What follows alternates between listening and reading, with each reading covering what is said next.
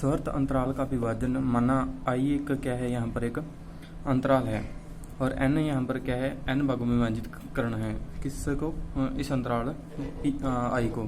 तो इनका विभाजन बिंदु है x0, x1, x1 और b। इन विभाजन बिंदुओं का जो समुच्चय होता है वह क्या कहलाता है, स्वर्त अंतराल का क्या कहलाता है, विभाजन होता है। विभाजन बिंदु वास्तव में होते क्या हैं, विभाजन बिंदुओं को अगर समझा जाए,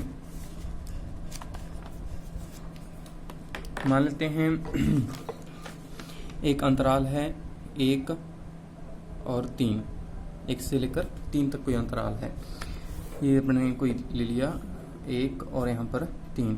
तो इसका मान लेते हैं एक विभाजन क्या है, 2 हो गया, विभाजन बिंदु क्या हो गया 2। तो इसके 2 ऊपर अंतराल क्या बन गए, 1, 2 और 2 और 3। तो ये क्या हो गया, इसके 2 स्वर्त अंतराल हो गए, विभाजन हो गया।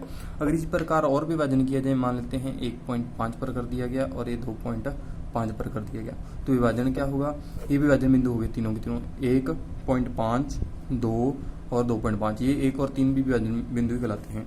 1.5 एक उप अंतराल हो गया, 1.5 और 2 एक उप अंतराल हो गया, 2 और 2.5, 2.5 और 3, ये 4 इसके उप अंतराल हो गए।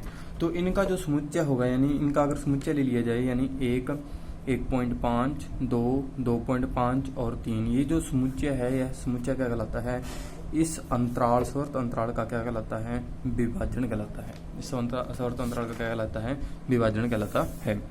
और जो इसके अंतराल बनते हैं उन अंतरालों को क्या कहते हैं, उप अंतराल कहते हैं। किसके, ए बी के उप अंतराल यानी आई के उप अंतराल कहलाते हैं। अब पढ़ते हैं अंतराल की लंबाई, हेडिंग लगा लो, अंतराल की लंबाई। आई आर कोई अंतराल लेते हैं, जैसे I1 अंतराल है x0, x1, I2, x1, x1। इस R1 अंतराल क्या ले लिया अपने, XR, XR माइनस 1, XR। तो इसकी जो लंबाई होगी वो क्या होगी, डेल आर होगी। Del R means XR minus, यानी सबसे उच्चतम बिंदु यानी अंतिम बिंदु और प्रथम बिंदु का जो घटाव होगा वह इसकी क्या कहलाएगी, अंतराल की लंबाई कहलाएगी। विभाजन P के उप अंतरालों की महत्तम लंबाई, यानी इन उप अंतरालों में से जिनकी सबसे महत्तम होगी, लंबाई सबसे महत्तम होगी, वह क्या कहलाएगा, विभाजन P का क्या कहलाएगा, मानक कहलाएगा। उसे दर्शाते कैसे हैं, P मापांक डबल मॉड्यूल से दर्शा देते हैं, यानी मैक्सिमम डेल आर, यानी इन उप अंतरालों में से सबसे बड़ा जिसके लिए डेल आर होगा वह इसका क्या कहलाएगा, विभाजन P का क्या कहलाएगा, मानक कहलाएगा। अब हमें विभाजन P ए बी के जितने भी यथासंभव यानी विभाजन हो सकेंगे, जैसे उदाहरण के जरिए समझें, जैसे अपने इसमें दो प्रकार के विभाजन किए हैं। 1 और 3 का विभाजन करें, जैसे 1 और 3 का विभाजन करें तो क्या आएगा, जैसे एक पहला विभाजन लिया 1, 2 और 3, तो एक समुच्चय P हो गया, एक समुच्चय P हो गया ना।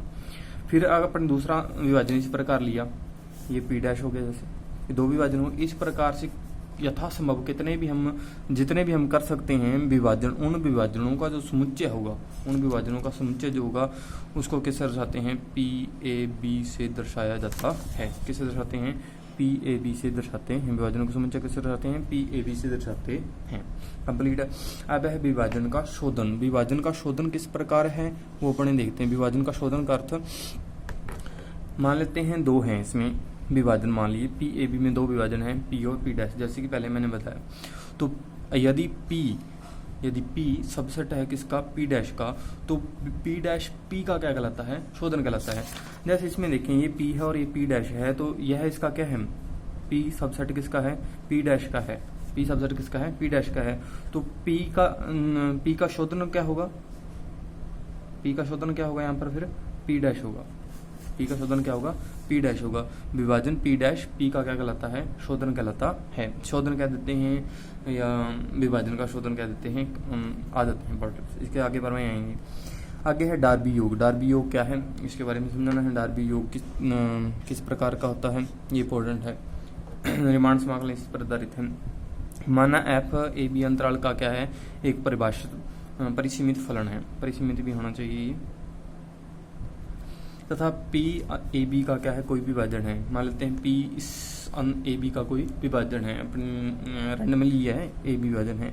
तो निम्न डार्बी योग क्या होता है, पहले हमें समझना पड़ेगा निम्नक। निम्नक की पहले बताया मैंने, निम्नक क्या होता है, यानी जिस मान लेते एक अंतराल लिया अपने आई आर में अंतराल ले लिया एक्स आर और एक्स आर माइनस 1, तो इस अंतराल में सबसे जो कम जो नीचे से और परिबद्ध होगा, मान लेते परिबद्ध है क्योंकि परिबद्ध ये भी परिबद्ध अपने क्या लिया है अंतराल, स्वर्त अंतराल समझ है परिबद्ध है, तो इसमें सबसे जो परिबद्ध है तो परिबद्ध में निम्नक भी होगा, तो इसका निम्नक जो होगा वो हमने किस दर्शाया है, एम आर से दर्शाया है। निम्नक क्या होता है वास्तव में, निम्न परिबंधों का सुप्रीम, निम्न परिबंधों का क्या होता है, उच्चतम जो अवयव होता है वह क्या कहलाता है, निम्नक कहलाता है। निम्न परिबंधों का उच्चक ऐसे कह सकते हैं। निम्न परिबंधों का जो सबसे बड़ी संख्या जो होती है, बड़ा अवयव जो होता है वो क्या कहलाता है, निम्नक कहलाता है। और उच्चक ऊपरी परिबंधों का सबसे छोटा अवयव क्या कहलाता है, उच्चक कहलाता है। तो इसका हमने क्या लिया, एम आर ले लिया और एक्स आर माइनस एक्स 1 यानी अंतराल की लंबाई ले ली, यानी इसको एल एफ पी पी से भी दर्शा देते हैं, sigma R equal to 1 equal to N M R, और ये क्या हो गया हमारे पास डेल आर। ये ग्राफ के जरिए दिखाते हैं। मान लेते हैं एक अंतराल है, ये जैसे ले लिया x0 से ले लिया मैंने x1, तो इसकी ये तो क्या होगी, चौड़ाई होगी, इसकी क्या होगी, ये चौड़ाई। इस जैसे इसका अपने को क्या ज्ञात करना है, डार्बी योग ज्ञात करना है, इसका निम्न डार्बी योग ज्ञात करना है। तो इस x0 में से जो निम्नतम होगा उस निम्नतम में से हम ले लेंगे,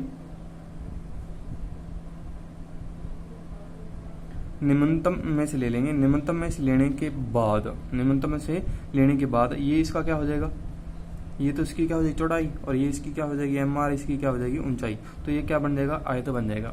तो इन सभी आयतों का क्या हो जाएगा, योग हो जाएगा, तो वह हमारे पास क्या कहलाएगा, निम्न डार्बी योग कहलाएगा। तो ये जितना छोटा विभाजन होगा, इस निम्न डार्बी योग में जितना अधिक छोटा विभाजन होगा, मान लेते हैं ये जो विभाजन है इसे अगर और छोटा कर दिया जाए तो यहाँ पर एक और इस प्रकार का क्या बन जाएंगे, आयत और बन जाएंगे इस प्रकार के। तो इस निम्न डार्बी योग में क्या हो जाएगा, इसका क्षेत्रफल क्या हो जाएगा, और बढ़ जाएगा। तो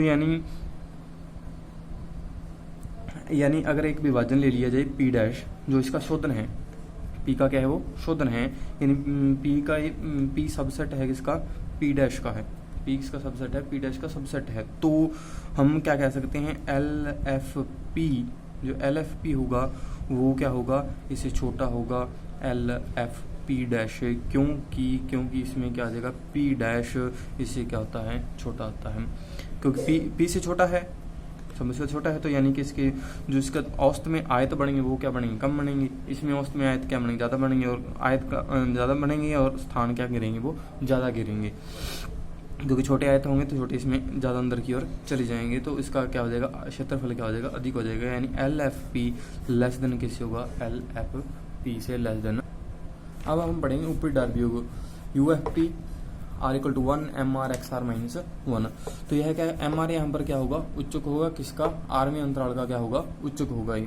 इसमें किस प्रकार होता है, मान लेते हैं इसको ग्राफ के जरिए समझा जाए अगर, तो पहले हम बना लेते हैं, वैसे बाद में बनते हैं।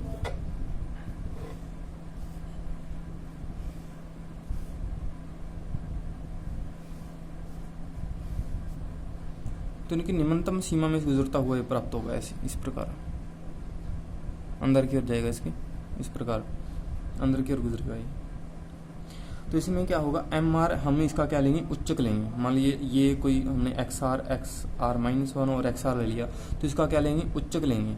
एम आर इसका क्या हो जाएगा, उच्चक हो जाएगा, और ये इसकी क्या हो जाएगी, चौड़ाई होगी। तो इन सभी आयतों का योग क्या कहलाएगा, ऊपरी डार्बी योग कहलाएगा। इसी प्रकार इसमें भी प्रमेय है। यदि मान लेते हैं एक पी डैश, एक शोधन यहाँ पर शोधन ले लिया किसका, P subset of P dash, P dash का सबसेट है, तो यहाँ पर भी क्या होगा, यू एफ पी बड़ा होगा या यू एफ पी डैश बड़ा होगा, इन दोनों में से दो कौन सा बड़ा होगा, गलत, इसमें कौन सा बड़ा होगा, यू एफ पी बड़ा होगा। क्योंकि अब जब हम इसको यानी छोटे अंतराल करेंगे तो छोटे अंतरालों में क्या हो जाएगा, मान लेते हैं यहाँ पर आ जाएगा और यहाँ पर आ जाएगा, यानी इसका क्षेत्रफल क्या हो जाएगा, कम हो जाएगा। यानी वास्तविक रूप से इस जो लाइन है, ये जो क्षेत्र, ये वक्र जो क्षेत्र गिर रहा है उस क्षेत्र को वास्तविकता की ओर इंगित करेंगे, यानी वास्तव में वो कितना क्षेत्र गिर रहा है उसकी और जाती हुई प्रतीत होगी। यानी ये किसके ऊपरी डार्बी योग क्या हो जाएगा, शोधन विभाजन से क्या होता है, अधिक होता है, और ये क्या होता रहता है, लगातार प्रकार अगर शोधन बढ़ते जाएंगे तो ये क्या होता रहेगा, कम होता रहेगा। इस पर अब एक प्रमेय है, इस प्रमेय को करते हैं। क्या प्रमेय है, यदि फलन एफ ए बी परिभाषित परिसीमित एक वास्तविक फलन है तो एम तथा एम डैश क्या है, ए बी की उच्चक तथा निम्नलिखित है। स्मॉल एम और कैपिटल एम में इसके क्या है, उच्चक तथा निम्नलिखित है। तो हमें सिद्ध करना है कि M B minus A L F minus F P less than U F P less than F M B minus A है। इसका प्रूफ ग्राफिकल रूप से आप देख सकते हो। ग्राफिकल रूप से बात करने के पहले हमें क्या सिद्ध करना है, हमें सिद्ध करना है माना फलन एफ ए बी पर परिभाषित परिसीमित फलन है, परिभाषित परिसीमित वास्तविक फलन है तथा एम तथा एम डैश क्या है, इनके उच्चक और निम्नलिखित हैं। अब एम क्या होगा, जो मेन का उच्चक है निम्नक है वो क्या होगा, एम आर से क्या होगा, लेस देन होगा। एम आर से क्या होगा, लेस देन, किसी भी आर में अंतराल से क्या लिया जाए, लेस देन होगा। तथा आर में अंतराल का उच्चक किससे कम होगा, मेन उच्चक यानी ए बी के उच्चक से कम होगा। आर में अंतराल और मेन अंतराल ए बी के अंतराल से कम होगा। अब हम क्या लेंगे, एम आर इसका उच्चक है तो आर में अंतराल का कौन सा उच्चक होगा, एम आर उच्चक होगा, समझ की बात है, इससे तो बड़ा होगा एम। अब हमने कर दिया इसको डेल आर से गुणा, M del R less than M R del R less than capital M del R less than M del R. ठीक है, इन सभी का क्या लिया गया, योग लिया गया, यानी sigma I equal to 1 R equal to 1 to N M del R less than N equal हो सकते हैं ये सभी, sigma M R del R less than N equal M R del R less than M del R sigma. ठीक है, M यहाँ पर अपरिवर्तित है, बाहर आ जाएगा एम, और डेल आर, अगर डेल आर की बात की जाए तो डेल आर यानी आर इक्वल टू 1 से लेकर एन तक है, तो यानी यहाँ से लेकर यहाँ तक है पूरा का पूरा, पहले इन दोनों का, फिर इन दोनों का, फिर इन दोनों का, फिर इन दोनों का, इन दोनों का अंतर है, इन दोनों का अंतर ये इतना, फिर दोनों का अंतर ये बड़ा, फिर इन दोनों का अंतर, फिर इस प्रकार सभी का क्या है, योग है। ये ए है और ये क्या है, बी है, तो बी माइनस ए टोटल हो गया। तो यहाँ पर क्या लिख सकते हैं, बी माइनस ए। इसको ऐसे लिखेंगे, sigma R equal to 1 to N M R del R less than sigma R equal to 1 to N M R capital M R del R less than, तो इसी प्रकार एम और सिग्मा डेल आर को क्या लिखेंगे, B minus ए capital M. तो M B minus ए, ये क्या है, निम्न डार्बी योग एफ पी, और ये क्या है, ऊपरी डार्बी योग F P less than M B minus A. तो ये हमारे पास क्या हो गया, सिद्ध हो गया, प्रमेय पूरी।